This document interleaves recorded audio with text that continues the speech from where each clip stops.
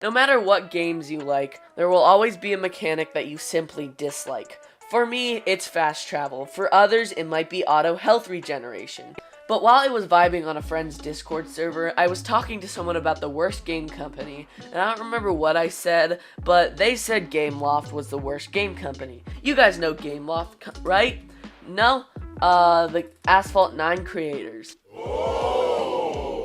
Anyways, they said Gameloft was the worst game company because they popularized the worst game mechanic. I say that in quotes, but you can't see the quotes in my hands, so you're just gonna have to believe me. They said it was the worst game mechanic, and they said the game mechanic that they hate is energy systems. And I'll say this, I disagree. Okay, end of the video. Pack up your bags, my friends. We are done. Wait, this video still has a lot more runtime left, and there's someone watching me. Well, I guess I'll continue with the video, but only because I love you. So, today I will be explaining why energy systems aren't the worst game mechanic. Get it? Explain? Get it? Okay, anyways, this isn't exactly hard of an argument as I believe fast travel is the worst, but I believe energy systems are one of the best game mechanics, so that shall be the title of this video. Also, consider this to be a sort of sequel to the fast travel video, but this will be way better edited, but it probably won't do as well because you guys seem to love that video. Guys, give me a break. That video wasn't even that good. Anyways, on to the actual video.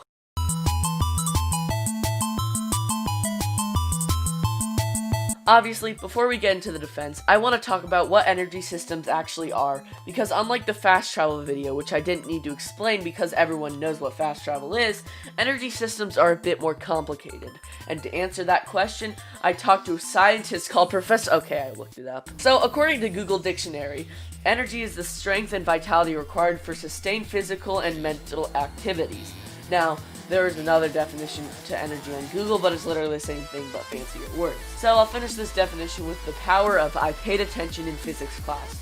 So energy can be depleted, but at some point it'll be restored with some patience. That's the important part because the other part is that it can't be destroyed or created, but only transferred. I won't talk about that because it's irrelevant to video games because this shit just comes out of nowhere. Now, I'll talk about what I consider to be an energy system with these definitions and what I won't consider as an energy system as well to avoid as much confusion as possible because I can be confusing at times, am I right? You know, that one time. An energy system is something that you can use a limited amount of time before not being able to use it again until it's replenished, and the main way of replenishing it is by waiting a certain period of time. So something like the shields thing in Halo.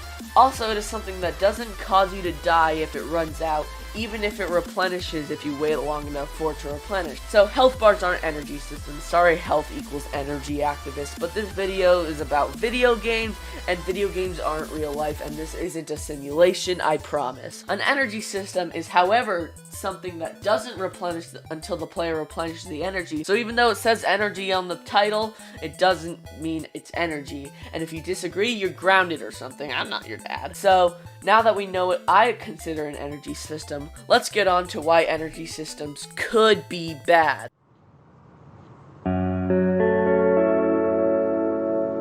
For this section, I will simply state the arguments to why energy systems are bad and give my fair explanation to these, but I will do my best not to argue against them for now. Listen, I'm a fair guy, I'm not biased at all. A really good argument that I heard is that in fast-paced games, waiting for your stamina to fill up so that you can run again, or waiting for your flashlight to replenish, that's right, piss off Half-Life 2! Sorry.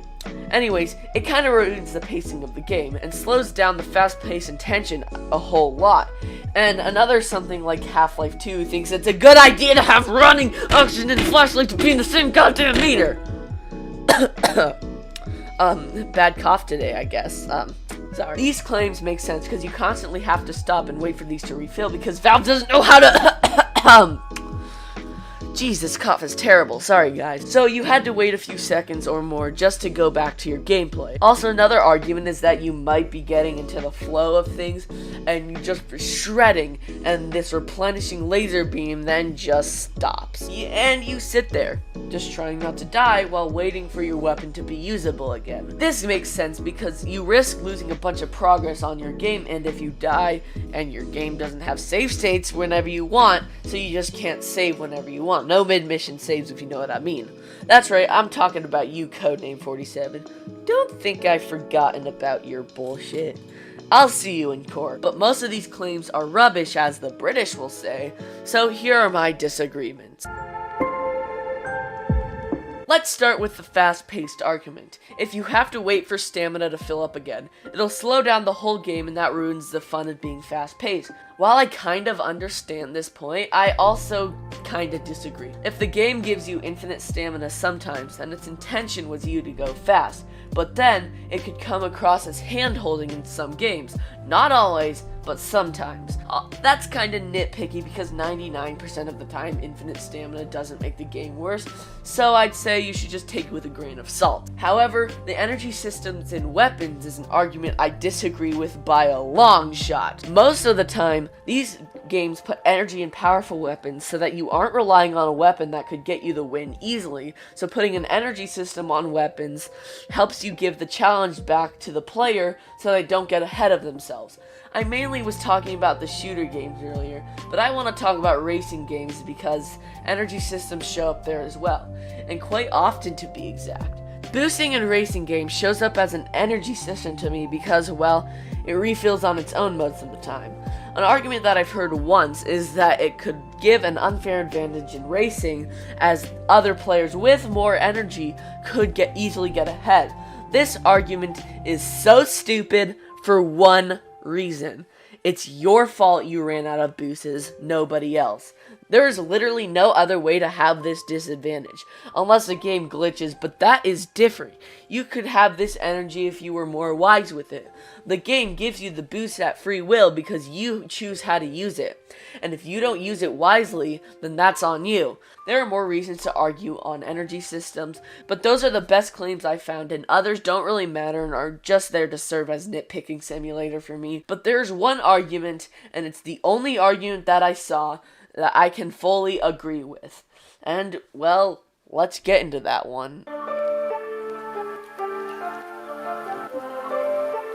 I kinda jokingly hinted at this one earlier in the beginning of the video. And another something like Half-Life 2 thinks it's a good idea to have running oxygen and flashlight to be in the same goddamn meter! Remember? Now, I was being funny earlier, but this is actually a good thing to bring up. Energy systems in some games like to share the same meter as other things. I'll talk about Half-Life 2 as that's the best and most recognizable example that many of us have. Having your stamina, oxygen, and specific to Half-Life 2, flashlight all in the same meter is a major issue. YouTuber Critical Nobody stated this in his reviewing every Half-Life video, which you should watch by the way. Well, too bad, fucko. Your legs don't work because you wanted to see where you were going. This way of doing things is just bad. It doesn't need to be this way. Just have the oxygen, stamina, and flashlight be their own separate meter. Do you know how inconvenient it would be if you had to wait 10 seconds for you to go into the water because you wanted to see where you're going beforehand?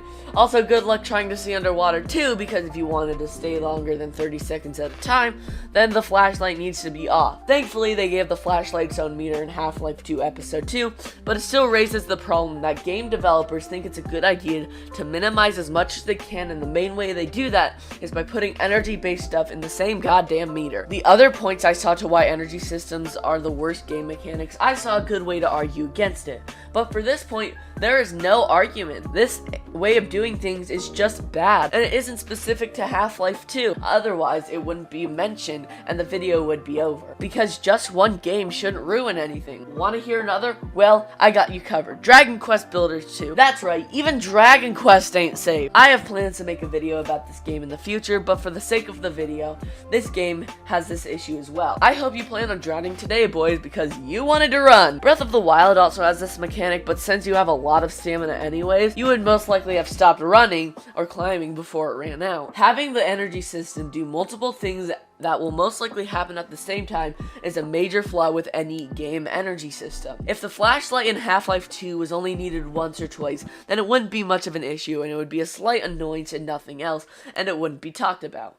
But how many times you need to use the flashlight in this game, it's really annoying. But the flaw doesn't ruin the game, as the game isn't bad by any means, just saying.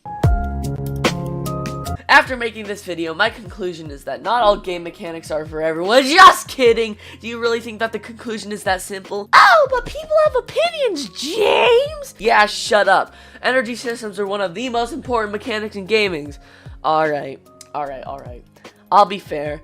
Some people just like more fast-paced things in their games, but in my opinion, they are wrong. Yes, they can put in properly sometimes, but most of the time, it's implemented well. I agree that they can be a pain in sometimes, but most of the time, it's my fault that they are a pain. It's my fault and not the game's fault. But overall, I believe that energy systems in games are a good thing. But that's just me. What about you guys? Let me know in the comments down below. Also, I'd like to apologize for not uploading since last year. Get it? Because it was New Year. I'm getting close to 100 subscribers, and having that many would mean the world to me. So I'd appreciate if you subscribe, because I do these types of videos all the time. And I'd love if other people would enjoy watching them as much as I enjoy making them. These videos also ain't easy to do, so I rarely upload. Because I also have this thing called an education that I need, so I'll be more successful in life, whatever. So I don't know what I should do next, but let me know what I should do next in the comments or in my Discord server. Alright, so sorry about the plugging, but I really just wanted to get that out of the way. So without further ado, see you guys next time.